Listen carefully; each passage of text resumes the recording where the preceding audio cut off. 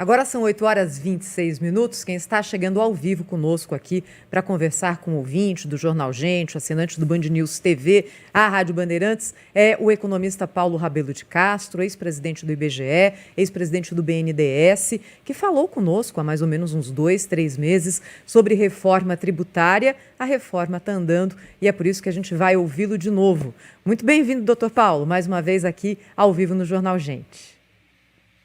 Um bom dia para toda a bancada aí do Jornal Gente, para todos os telespectadores da Band News TV e os ouvintes da Rádio Band.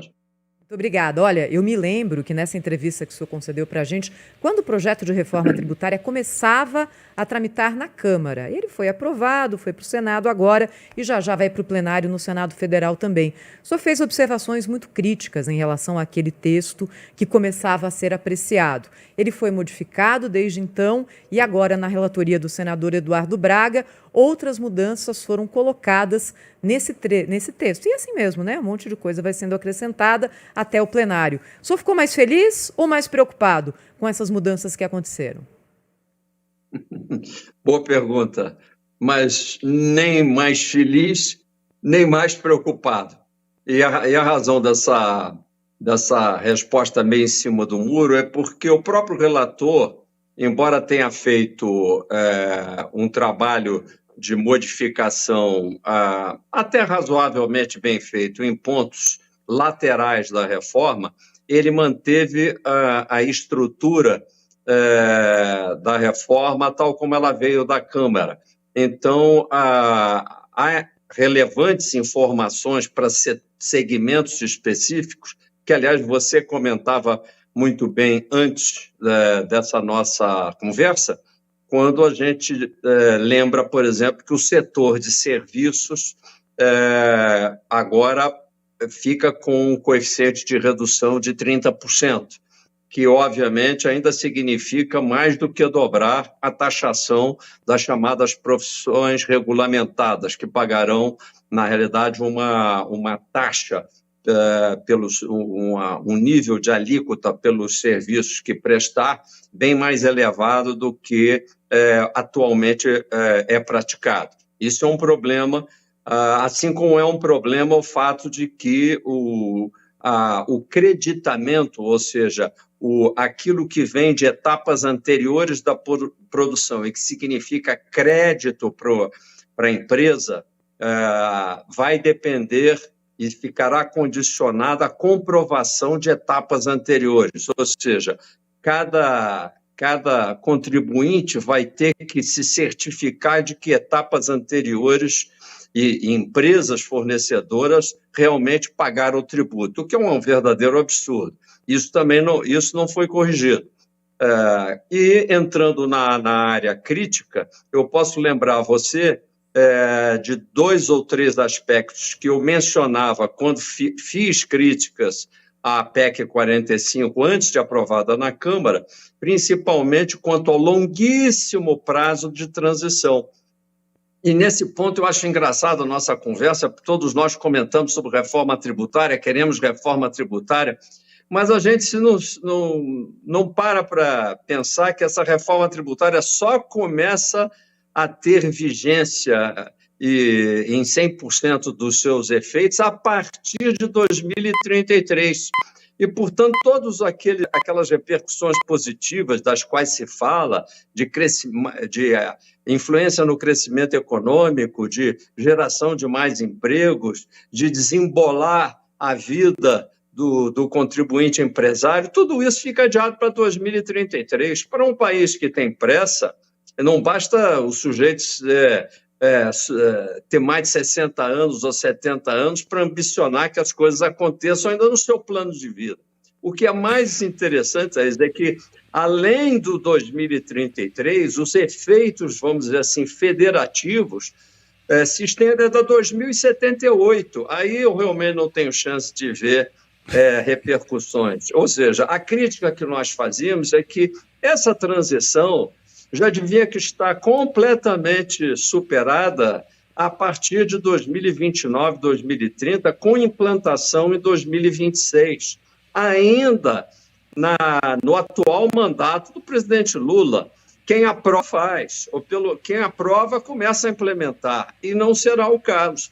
Está tudo postecipado, está tudo adiado, e vai depender de complexas leis complementares sendo aprovadas a partir do próximo ano.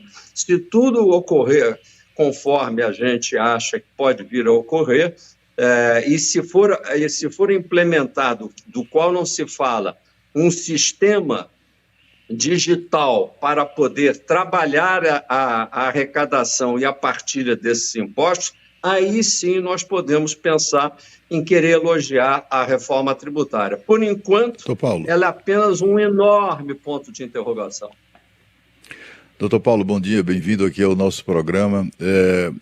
A questão de princípio dessa reforma é que não surpreende, mas choca, né? Choca a canalice do Estado de aproveitar uma reforma tributária destinada a simplificar o sistema para aumentar de maneira brutal a carga tributária nas costas dos brasileiros, né?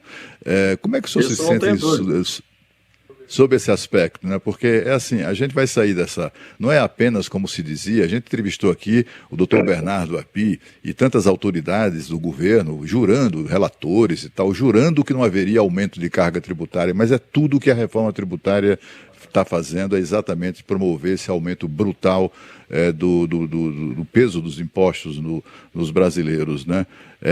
O que esperar disso, né?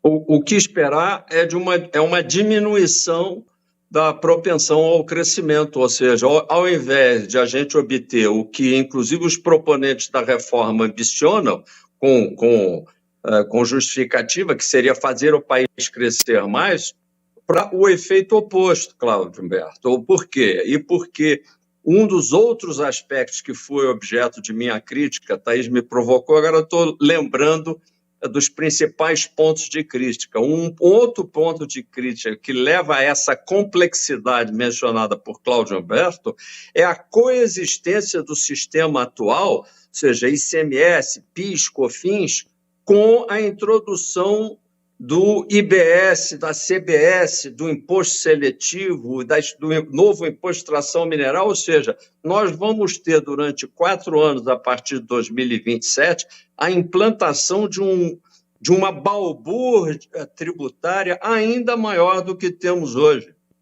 Isso não faz sentido nenhum. Na hora que virasse a chave do sistema velho para o novo, os tributos velhos teriam que ter terminado, e nós teríamos, então, os tributos novos, mais simples, mais diretos, mais fáceis de serem recolhidos. Mas, Cláudio, não é isto que está programado, e o relator, infelizmente, o senador Eduardo Braga, não enfrentou essa questão gravíssima, que é a coexistência, a coabitação de 2 sistemas funcionando ao mesmo tempo. Vários sindicatos, federações de contadores alertaram o presidente do Senado. Nós, através do Atlântico, com a Associação Comercial de Minas, fomos recebidos pelo presidente Rodrigo Pacheco, ou seja, não foi por falta de um diálogo da sociedade com essas lideranças. Eu mesmo estive pessoalmente com o senador Eduardo Braga, alertando para o fato de que eles precisavam ter certeza de que o sistema novo funcionaria quando o antigo fosse desligado. E isso dependeria de contas que não foram feitas na ocasião da aprovação pela Câmara. O senador Eduardo Braga pediu que houvesse contas realmente confiáveis sobre qual o valor dessa alíquota média, qual o impacto em cada segmento, e agora estamos para aprovar no Senado, ainda no escuro quanto aos valores numéricos desses efeitos. É por isso que nós ficamos nessa conversa de jogo de empurra entre o que é que vai acontecer, se as exceções vão aumentar a alíquota média, qual vai ser a alíquota média. Isso não é uma aprovação responsável. Nós estamos lidando, afinal, com a vida e com a repercussão financeira sobre milhões de pessoas e milhões de empresas. Doutor Paulo, Sônia Blota aqui, um prazer estar com o senhor aqui no Jornal Gente, esclarecendo aí todo esse assunto que, nossa, e pelo que o senhor falou, tudo isso, né, há quem diga que é para simplificar a vida da empresa e do cidadão. Meu Deus, o senhor acha que o Brasil está desperdiçando uma grande oportunidade de diminuir a carga tributária, que é uma das mais altas do mundo, com essa reforma que está sendo analisada pelo Congresso? Sônia, você acabou de botar, então, a cerejinha no bolo da nossa conversa. Por quê?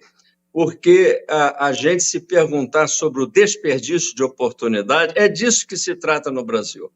O Brasil está, nesse momento, jogando fora uma oportunidade de ouro, de fazer uma virada, dar uma volta por cima. Ele está repetindo um pouco a tragédia argentina. Aqui a gente não toca tango, toca samba, mas o nosso samba está cada vez mais tangueiro, porque a gente fica chorando as nossas mazelas, mas o governo, o setor que administra o dia a dia do Brasil, não sabe para onde quer levar o Brasil. E esse é o drama da reforma e foi o drama desse relatório do senador Eduardo Braga. Nem ele tinha uma visão muito clara sobre o que é uma boa reforma tributária, nem o secretário de Assuntos da Reforma Tributária no Ministério da Fazenda ou o próprio ministro da Fazenda tiveram a oportunidade de dizer, olha, vamos fazer assim, assim, assim, nós temos uma visão clara do que está acontecendo, nós queremos que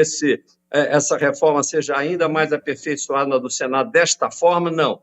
A gente apenas teve uma sequência de audiências, eu mesmo fui lá, apresentei um substitutivo completo e passou despercebido.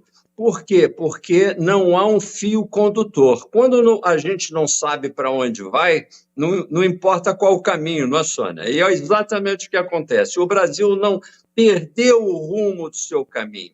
Nós aqui nos reunimos todo dia para dar noticiário sobre o Brasil, mas noticiário sobre uma pessoa que está perdida na estrada. Não é só o meu querido Rio de Janeiro que se perdeu de vez. É o Brasil inteiro que desperdiça, neste momento em que o mundo não vai bem, a oportunidade de ser, na realidade, um centro de atração, um protagonista efetivo, mas não porque o presidente Lula vai passear no exterior e fica dizendo que vai influenciar aqui ou ali numa outra guerra. Não, influenciar pelo comportamento exemplar, pela capacidade de simplificar as coisas, pela capacidade de dar oportunidades crescentes para a sua população, e isso tudo é o que menos se vê. E a reforma tributária é uma reforma medrosa, é uma reforma também sem rumo, porque se a gente soubesse exatamente o que a gente queria, como disse o Cláudio, uma reforma verdadeiramente simplificadora, era para implementar no máximo em 2026, não era para esperar para 2078. Estamos conversando no Jornal Gente com o economista Paulo Rabelo de Castro, ex-presidente do IBGE, do BNDES, sobre a reforma tributária. Eu queria perguntar para o senhor sobre o tal do IVA, né? Que o brasileiro aprendeu essa sigla com essa discussão toda que nós estamos tendo da reforma tributária. Já temos clareza de qual vai ser o valor do percentual desse imposto ou ainda isso está na escuridão aí das amarras da reforma tributária, hein, doutor Paulo Rabelo? Na realidade, não só nós fizemos alguns estudos, porque estamos aqui criticando, mas, obviamente, para fazer a proposta de um substitutivo completo, que, aliás, está para ser apresentado pelo senador Humberto Mourão, e eu acho que ele ainda tem chance de influenciar alguma coisa. Nós fizemos esses estudos e chegamos à conclusão de que a alíquota média ela deverá, essa alíquota padrão, média porque padrão, ela estaria localizada mais ou menos na faixa de 29%. Existe um dispositivo introduzido pelo senador que fará com que daqui a 5 anos, se essa alíquota estiver maior do que a média dos anos de 2012 a 2021, que é arbitrário, haverá, então, um ajuste dessa taxa. Mas isso é sempre jogado lá para frente. Essa alíquota na faixa de 27% a 29%, vamos dizer assim, ela não está, e a Thaís havia mencionado isso, entre as maiores do mundo. Não, será a maior do mundo. Vamos falar o português, claro, vai ser realmente a alíquota cheia mais elevada do mundo. E é por isso, essa é a explicação, pelo fato de sermos uma alíquota extremamente elevada, para vocês terem uma ideia, qual é a alíquota máxima do imposto de renda do Brasil hoje? Não é 27,5%? Aliás, a alíquota efetiva das pessoas que pagam muito imposto de renda nunca chega a 27,5%, é sempre 25%, 24%. Pois então, é uma curiosidade que o governo pretende que, por exemplo, determinados itens, inclusive relativamente essenciais, paguem uma alíquota que, na realidade, é maior do que a alíquota máxima do imposto de renda.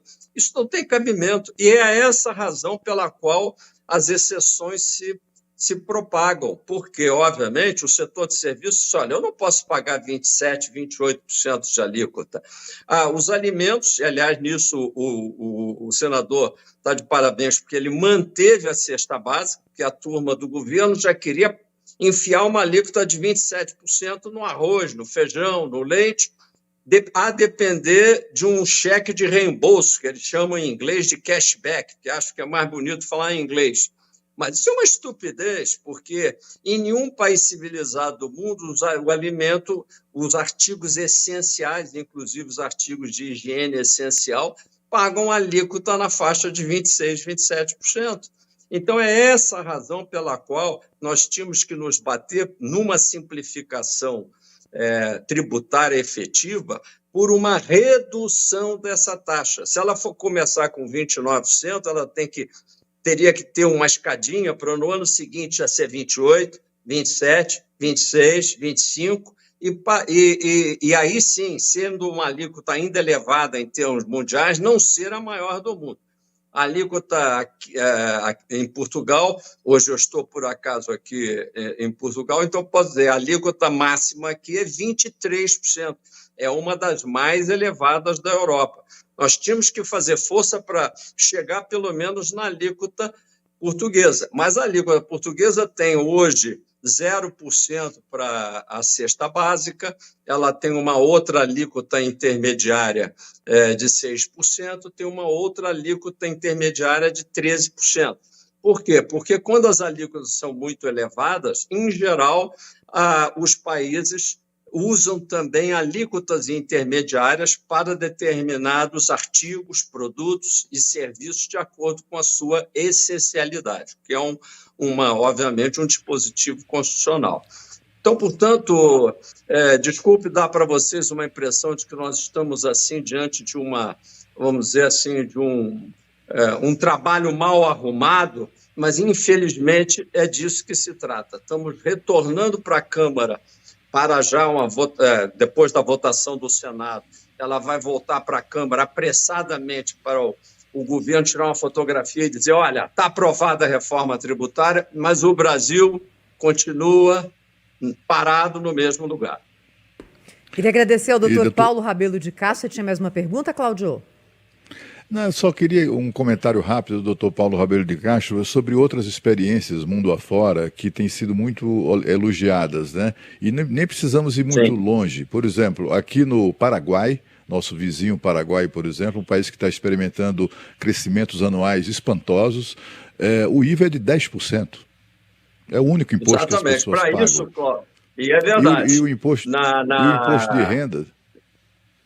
O imposto de renda, as pessoas... Muito bem, você tem toda a razão. Vários países asiáticos, então vou te dar qual é, vamos dizer, uma média mundial quando a alíquota é única, como queria o senhor Api, aí a alíquota não pode passar estourando de uns 10%, 12%.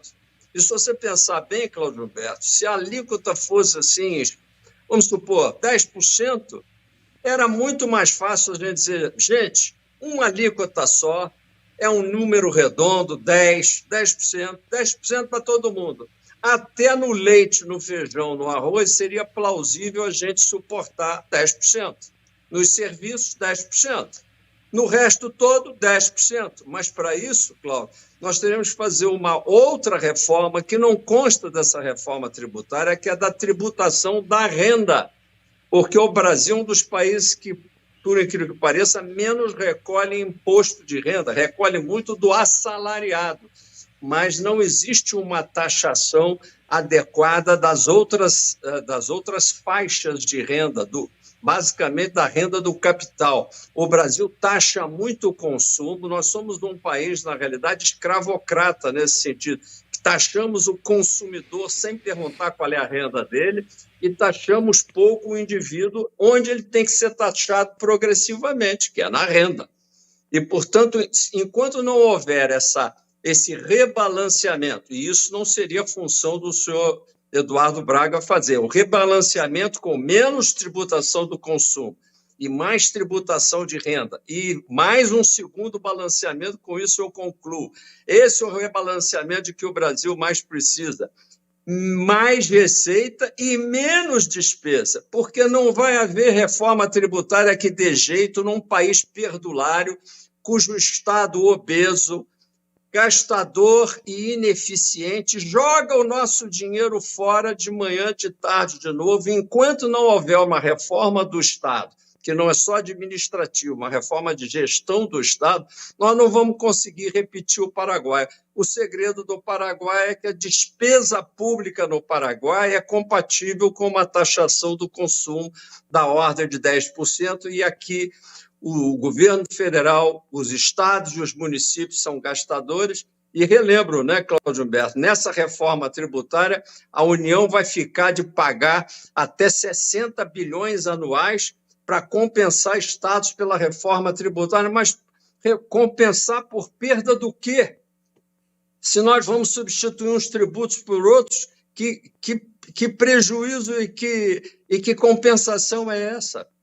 Então, na realidade, nós estamos inventando mais despesa pública que vai requerer uma alíquota média desse IVA mais elevada ainda. Lamentável.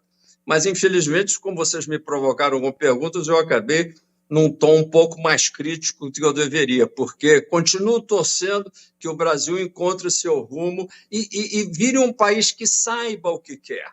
Nós não sabemos o que queremos e os nossos políticos muito menos. Aliás, eles sabem o que querem, mas o que eles querem não pode ser mencionado assim de manhã cedo num programa matinal. Deixa eu agradecer ao Dr. Paulo Rabelo de Castro, falando conosco aqui, ao vivo, direto de Portugal, no Jornal Gente. Obrigada, viu, doutor Paulo? Até uma próxima. E ainda não foi votado o projeto no Senado, então tem possibilidade de melhorar alguma coisa, por isso que a gente tem que bater aqui. Obrigada, hein? Estaremos trabalhando para isso. Um ótimo dia para todos. Para o senhor também, doutor São Paulo. 8 horas e 48 minutos.